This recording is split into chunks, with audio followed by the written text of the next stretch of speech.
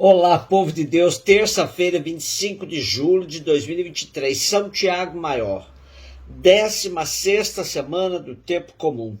A nossa reflexão de hoje é a partir da segunda carta de Paulo aos Coríntios, capítulo 4, de versículos de 7 a 15, e Mateus 20, de 20 a 28.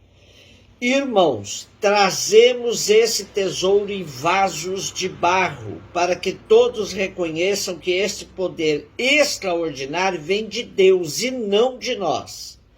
Somos afligidos de todos os lados, mas não vencidos pela angústia, postos entre os maiores apuros, mas sem perder a esperança, perseguidos, mas não desamparados, derrubados, mas não aniquilados.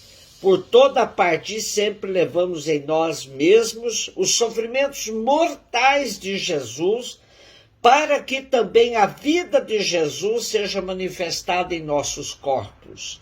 De fato, nós, os vivos, somos continuamente entregues à morte por causa de Jesus, para que também a vida de Jesus seja manifestada em nossa natureza mortal.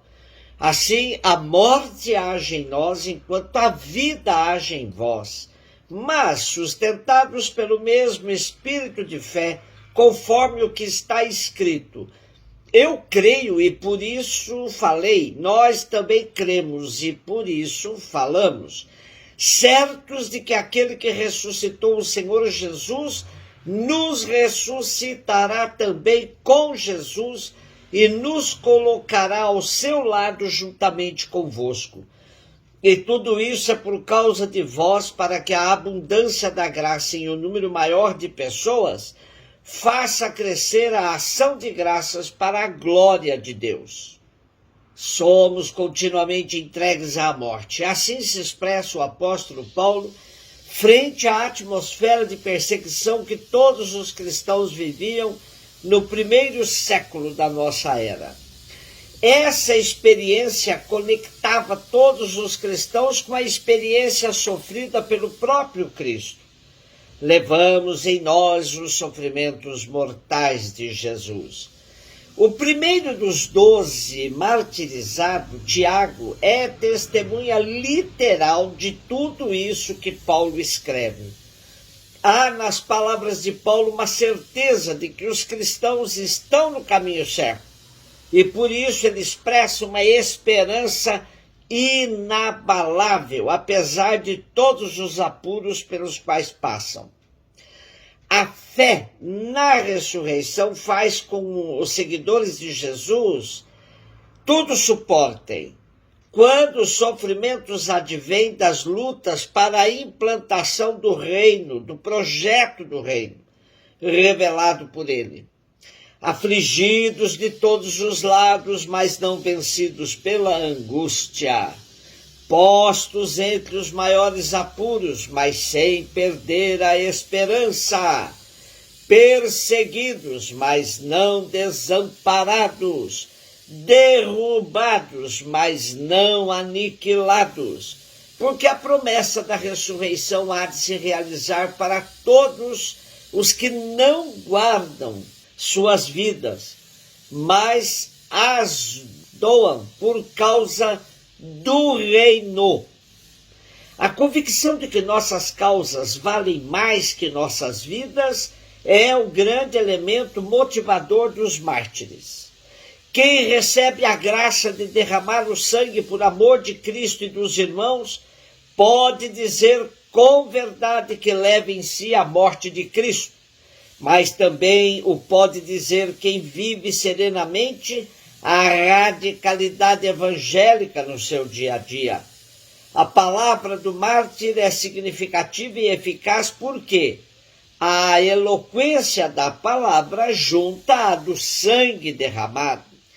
Mateus 20, 20 e 28, a mãe dos filhos de Zebedeu aproximou-se de Jesus com seus filhos e ajoelhou-se com a intenção de fazer um pedido. E Jesus perguntou: o que tu queres? E ela respondeu: manda que estes meus 2 filhos se sentem no teu reino, um à tua direita e outro à tua esquerda.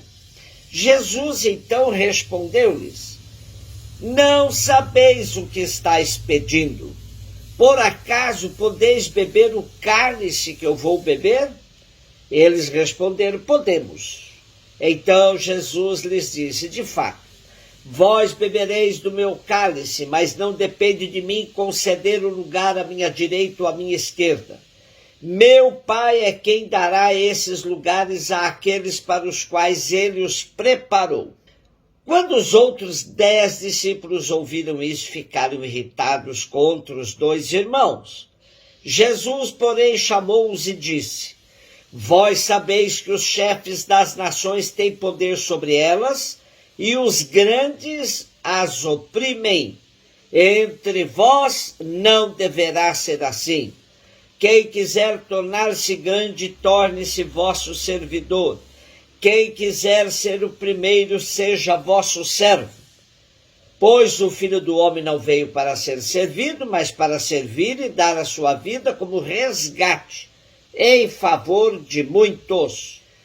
Enquanto no relato deste mesmo evento, em Marcos, aparece o pedido feito dos lábios dos 2 discípulos, para Mateus isso parece, como a nós, um tanto descabido e vergonhoso, e ameniza dizendo que o pedido partiu da mãe dos 2.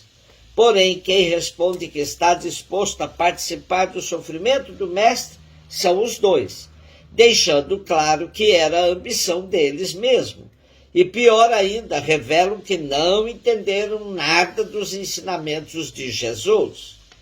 Continuam alimentando o sonho por um messianismo de poder.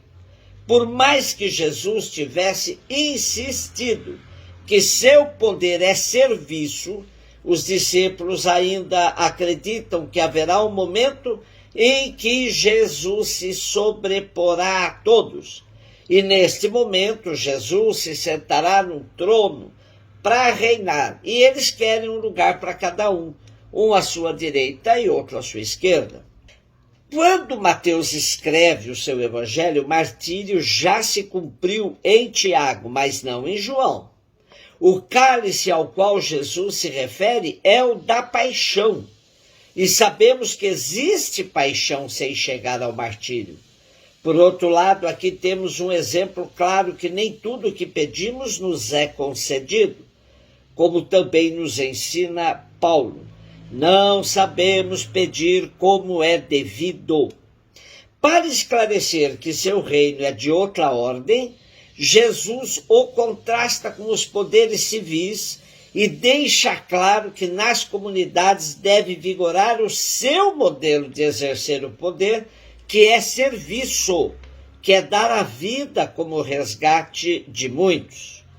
Explicitando que o modo de exercer o poder da parte dos poderes civis é o do autoritarismo e opressão, Jesus indica com toda clareza: entre vós não deverá ser assim.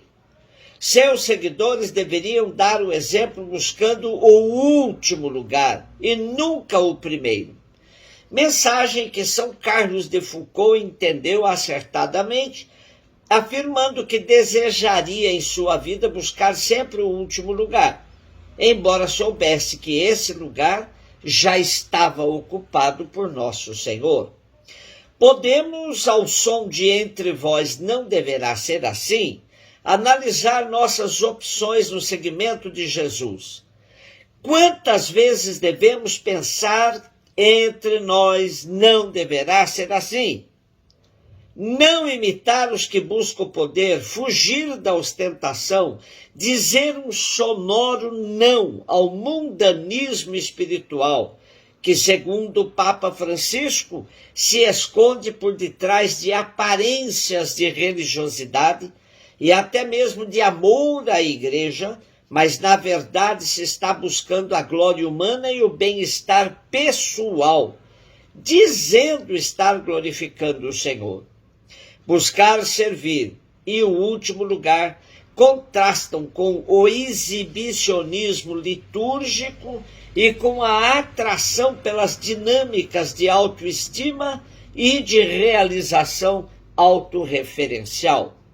E Francisco ainda acentua que nestes casos já não há ardor evangélico, mas o gozo espúrio de uma autocomplacência egocêntrica. São Tiago, que hoje celebramos, só foi aprender integralmente a lição do Mestre, entregando sua vida, tornando-se mártir pela entrega de sua vida pela boa nova do reino. Um beijo no seu coração.